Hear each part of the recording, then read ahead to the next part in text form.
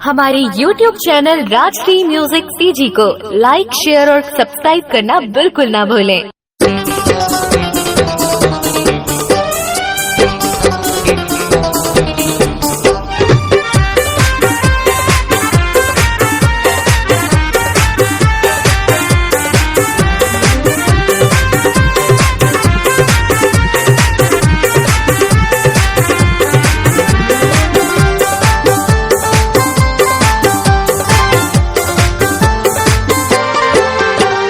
कारी कारी नैना नैना नैना कारी कारी नैना म बोतल के नशा है। तोर बर दीवानी पूरा कोर बाप फिदा है। तोर बर दीवानी पूरा कोर बाप फिदा है। कारी कारी नैना नैना नैना कारी कारी नैना म बोतल के नशा है। तोर बर दीवानी पूरा कोर बाप फिदा है। तोर बर दीवानी पूरा कोर बाप फिदा है। बिल्लो रानी सुन तोरे ठुमका कमा, गोरी गोरी गाल चुलबुली है चाल, गोरी गोरी गाल चुलबुली है चाल, गोरी गोरी गाल चुलबुली है चाल, गोरी गोरी गाल चुलबुली है चाल।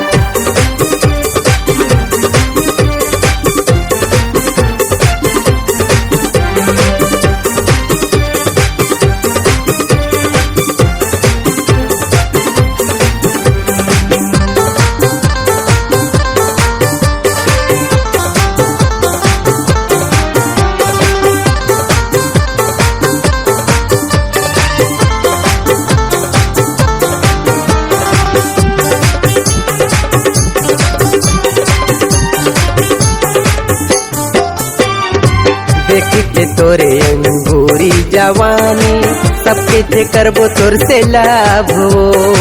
छुट्टी के दिन माँ फुर्सत मतोला बनाए हवै राबो।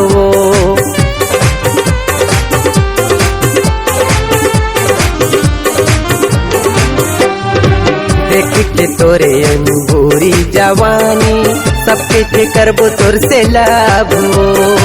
छुट्टी के दिन माँ फुर्सत मतोला बनाए हवै राबो। लाली लाली होठ माँ होठ माँ होठ माँ लाली लाली होठ माँ तोर गजब के मजा है। तोर बर दीवानी पूरा कोर बाप फिदा है। तोर बर दीवानी पूरा कोर बाप फिदा है।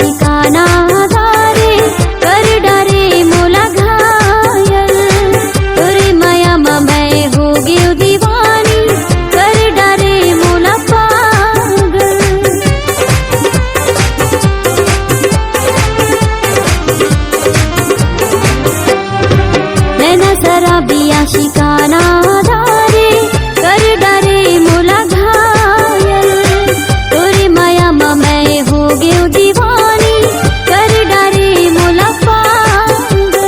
लाली लाली होठ माँ लाली लाली होठ माँ मोर गजब के मजा है। मोर बर दीवाना पूरा कोरबा फिदा है। मोर बर दीवाना पूरा कोरबा फिदा है। बिल्लो रानी सुन तोरे ठुमका कमा, गोरी गोरी गाल चुलबुली अदा है। गोरी गोरी गाल चुलबुली अदा है। मोर बर दीवाना पूरा कोरबा फिदा है। मोर बर दीवाना पूरा कोरबा फिदा है। तोर बर दीवानी पूरा कोरबा फिदा है। तोर बर मायारू पूरा कोरबा फिदा है। मोर बर दीवाना पूरा कोरबा फिदा है। मोर बर दीवाना पूरा कोरबा फिदा है। तोर बर दीवानी पूरा कोरबा फिदा है। तोर बर मायारू पूरा कोरबा फिदा है। दिल की आवाज सुनने वाले अपने आवाज से पहचान बनाने की ललक और अपना टैलेंट लोगों तक पहुंचाने के लिए आए राजश्री म्यूजिक स्टूडियो, जहां गाने और वीडियो की बेहतरीन रिकॉर्डिंग की जाती है। Rajshri music audio video recording studio, Birgaon, Raipur, Chhattisgarh.